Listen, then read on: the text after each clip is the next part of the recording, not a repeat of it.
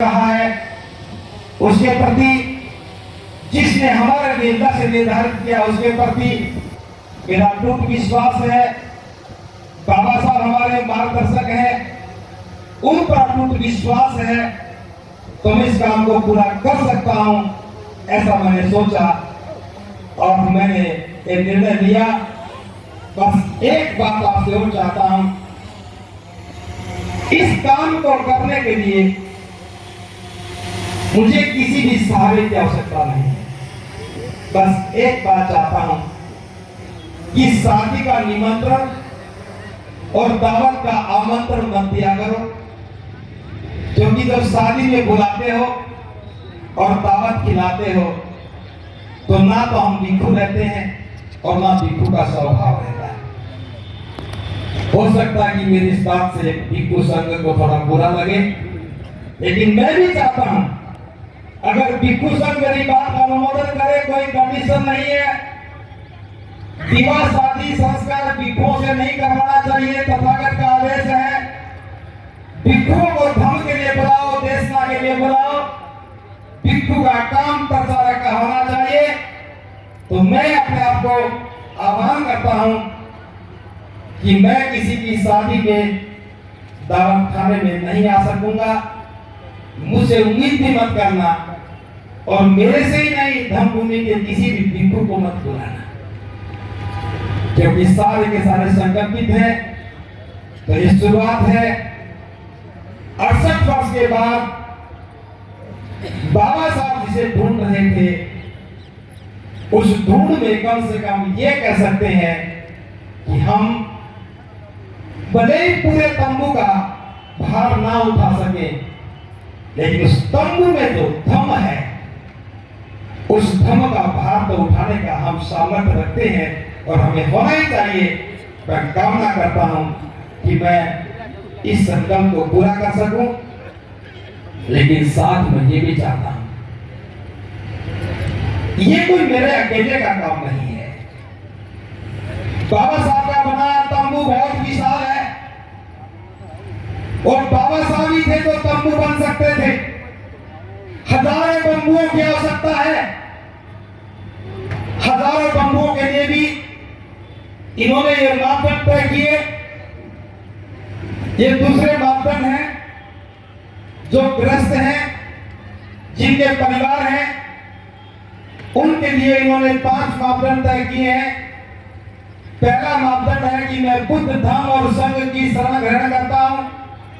जो भी बाबा साहब के तंबू का बंबू बनेगा उसे बुद्ध धर्म और संघ की शरण ग्रहण करनी होगी। दूसरा, मैं सच्चा और अच्छा बौद्ध बनूंगा। ऐसा नहीं कि बौद्ध तो बन गए, जाति को बढ़ा के रखो, परंपराओं को तोड़ो नहीं, मरने के बाद अस्थियां लेकर के कहीं जाने लगो। और आगरा में तो खासतौर से ऐसा होता है, उठावनी में भिक्षु बुलाते हैं और अस्थियां लेकर के फिर कहीं गंगा में जाते हैं। दोहरा आचरण नहीं, सबसे अच्छा बौद्ध बनना है। तीसरा है कि मैं धर्म की व्यवस्था निर्माण के लक्ष्य के लिए आजीवन समर्पित रहूंगा। व्यवस्था निर्माण के लिए समर्पण होना चाहिए।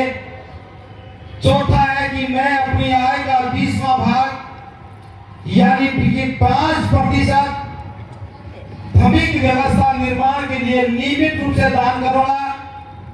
ये बात भी बाबा साहब ने आगरा में ही कही थी, 18 मार्च को भी कही और 14 अक्टूबर को 56 में भी कही।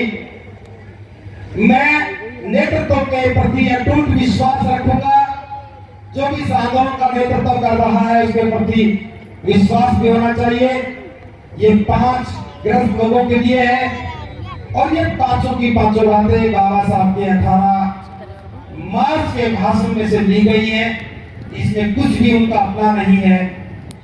तो आज इन दोनों बातों पर यहां जितने भी उपासक उपासिकाएं बैठी हैं, मैं सिर्फ इतना कहना चाहता हूं, ये धम्म कारवा उत्सव नहीं है, ये धम्म कारवा परंपरा नहीं है, ये धम्म कारवा आयोजन नहीं है।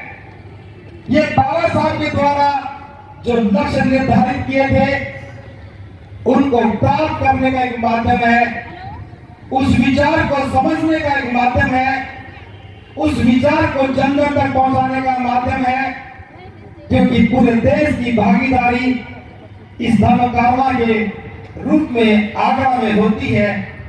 और इस बार मैं बहुत ही प्रसन्नता के साथ ये बात कर रहा हूं, पहली बार आगरा के हजारों नौजवानों को मैं इस कारवा में भागीदार के रूप में देख रहा हूं। पहली बार आगरा का नौजवान अपनी पूरी भागीदारी के साथ आया है। जो लोग पहले से सक्रिय थे, काम कर रहे थे, वो आज भी कर रहे हैं। सब लोगों ने मिलकर के इतना बड़ा आयोजन सफल किया। इस बार मैंने कोई काम नहीं किया, इस बार मैं सबसे आराम से रहा हूं।